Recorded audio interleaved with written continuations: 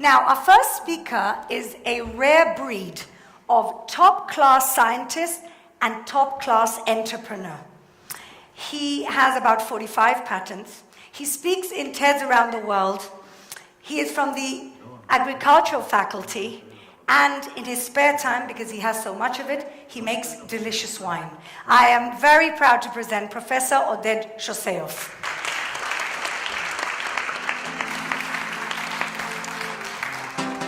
Thank you very much. Well, 200 years of modern science and industrial revolution, we have to admit that our performance is not that great. The machines we build continue to suffer from mechanical failures. The houses we build do not survive severe earthquakes. Yet we shouldn't be so critical about our scientists for a simple reason. We didn't have much time. 200 years is not enough time to make perfect materials, while nature had 3 billion years to develop some of the most amazing materials that we wish we had in our possession. Remember, these materials have a quality assurance of 3 billion years. And that's amazing. Take, for example, sequoia trees. They carry hundreds of tons for hundreds of years in cold weather, in sun, UV light. Yet, if you look into the structure of this tree by high-resolution electron microscopy and ask yourself, what is it really made of? Surprisingly, it's made of sugar. Yes, the same sugar, the same sugar we use in our tea. Well, not exactly. It's actually a polymer of that sugar that is called cellulose. Well, not even that. It's actually a nanofiber made of cellulose, which is about 400 nanometer in length and about 5 to 10 nanometer in width. And the most amazing thing about this material is that it is so strong. On a weight basis, it is 10 times stronger than steel. Yet, it's made of sugar. So, scientists all over the world for the last 10 years believe that nanocellulose is going to be one of the most important nanomaterials for the entire industry. But here's the problem. Say you want to buy half a ton of nanocellulose to build a boat or an airplane. Well, you can Google, you can eBay, you can even Alibaba. You won't find it.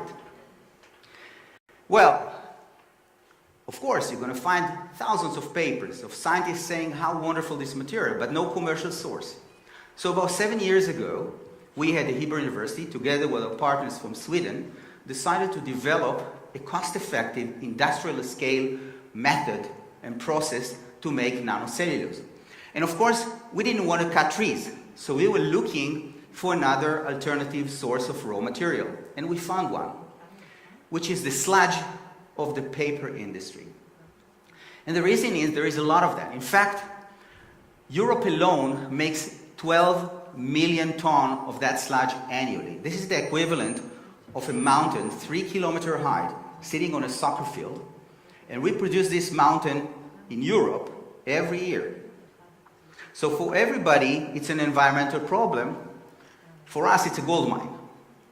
So today in Israel, we established a company together with our Swedish partners, and these days we are producing on industrial scale in Israel nanocellulose for the first time. And in fact, these days, the second factory, which is slightly larger, is now built in Sweden. So the question is, what can you do with that? Well, lots of things. For example, we have shown that by adding just tiny amount, only a few percent of nanocellulose into cotton fibers, the same material that my shirt is made of, we can increase the mechanical properties dramatically. And by doing that, we'll be able to produce in the future really excellent textiles, super performing textiles for medical applications and industrial applications. Another interesting example is actually now, these days, it's being showcased in the Venice Biennale for architecture, where we've been able to develop a self-supporting structure. In this case, it's a shield that you can build in the desert, all made of nanocellulose. Well, nature actually didn't stop its wonders in the plant kingdom. Take, for example, in the insect kingdom, cat fleas. Cat fleas have this wonderful ability to jump about 100 times their height. This is quite remarkable. In fact, it's the equivalent of a person standing in the middle of Liberty Island in New York and in a single jump go to the top of the Statue of Liberty. So this is great, and I'm sure everybody would like to have this performance, and the question is, how cat fleas do it? It turns out that during evolution, they've been able to develop this wonderful protein, which is called resilin. Resilin, in simple words, is the most elastic material on Earth. Actually, the best rubber, I can say. You can stretch it, you can squish it, and it doesn't lose almost any energy to the environment. And once we release it, snap, it brings back all the energy. So, I'm sure everybody would like to have resilin, but here's the problem. Cat fleas are jumpy, so it's very difficult to catch them.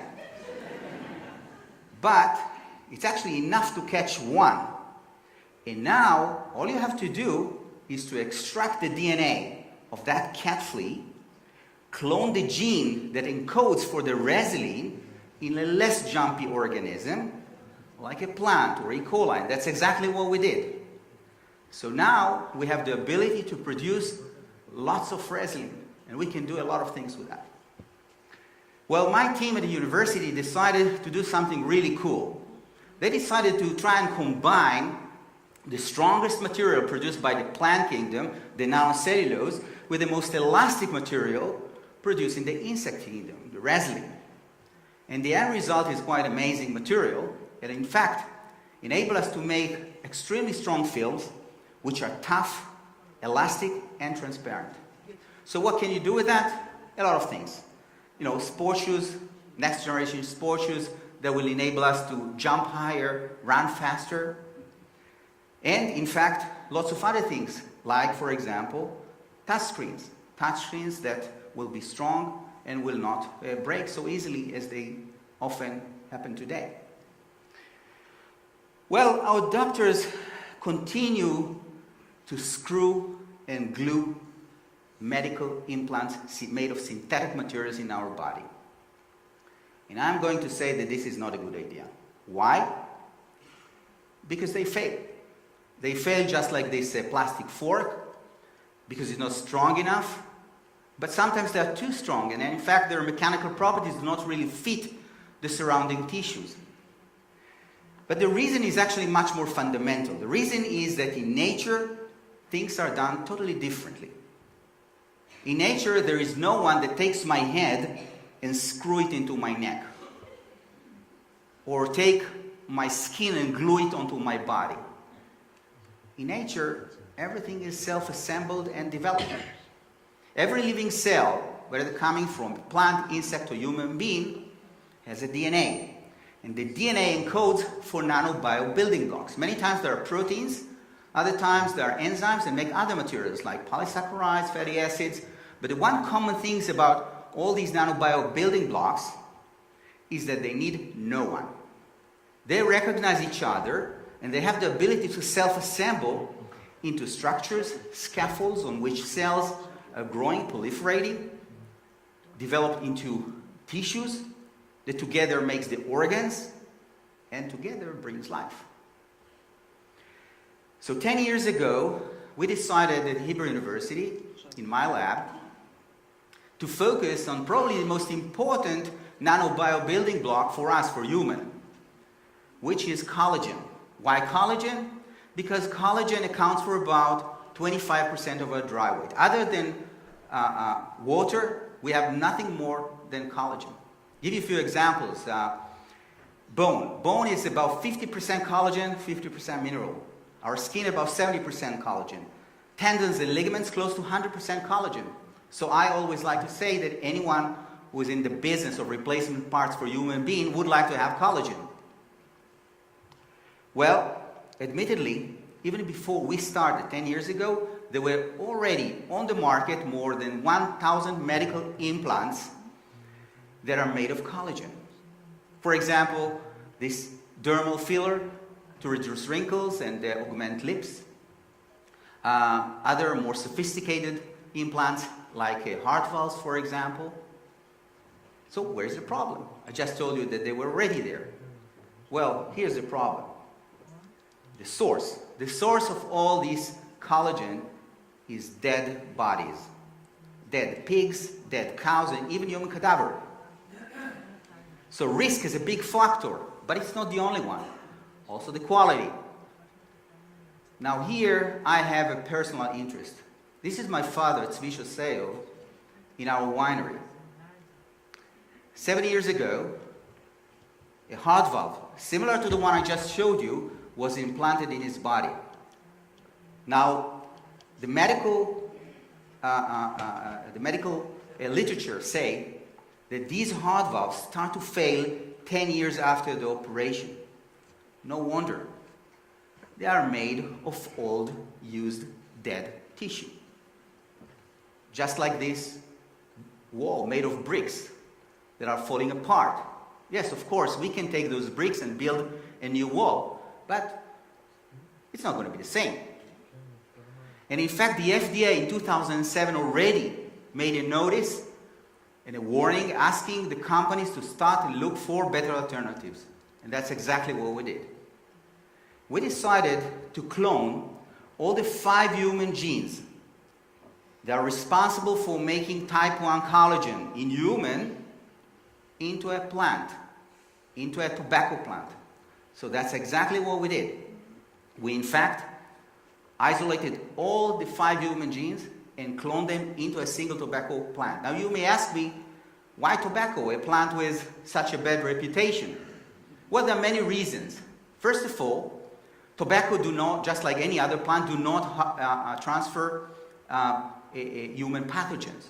But in addition to that, it is not in the food and the feed chain. So it's much more safe to introduce human genes into that plant. And furthermore, we can grow it all year round. So we can supply the factory with fresh leaves with collagen, brand new collagen. So today in Israel, we have on a commercial scale 25,000 square meters of greenhouses all over the country.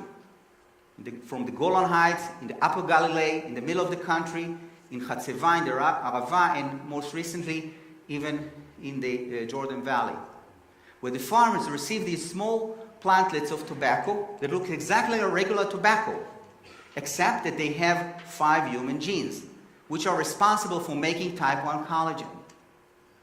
We grow the plants for about 50 to 70 days, depending on the time of the year, harvest the leaves, and the leaves are then transported by cooling trucks to the factory to extract the brand new collagen. And the process goes like that. If you ever seen or ever made a pesto, it's essentially the same thing.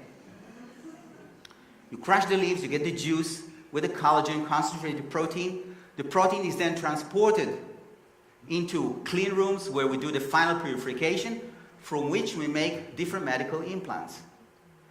And in fact, today, we have already one product that is already on the market, approved in Europe, which is a flowable gel for diabetic foot ulcer. And we are also developing other products like bone void filler, another product which is now actually for tendon repair for tendonitis, which is in the middle of clinical trials in 3 centers in Israel, including Hadassah. So, guys, I'm not talking about science fiction. This is happening today.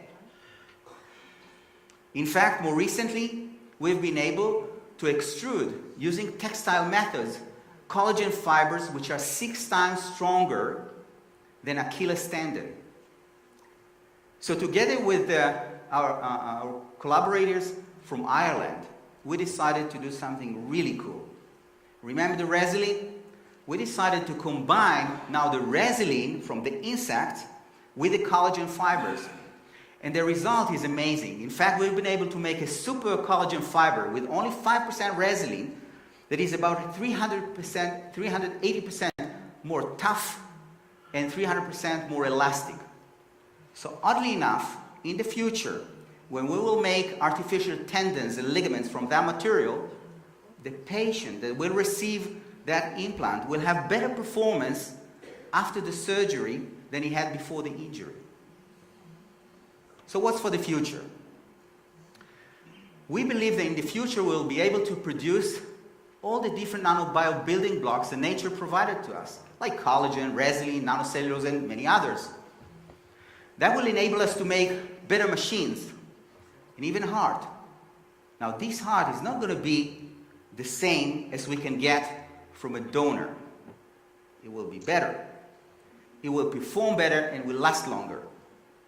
And I'm going to summarize by quoting a good friend of mine, Zion Suleiman, who once told me this smart sentence. He said, if you want a new idea, you should open an old book. And I'm going to say that the book was written. The book was written over 3 billion years of evolution. And the text is the DNA of life. We don't have to reinvent the wheel. All we have to do is read that text and embrace nature's gift to us. Thank you.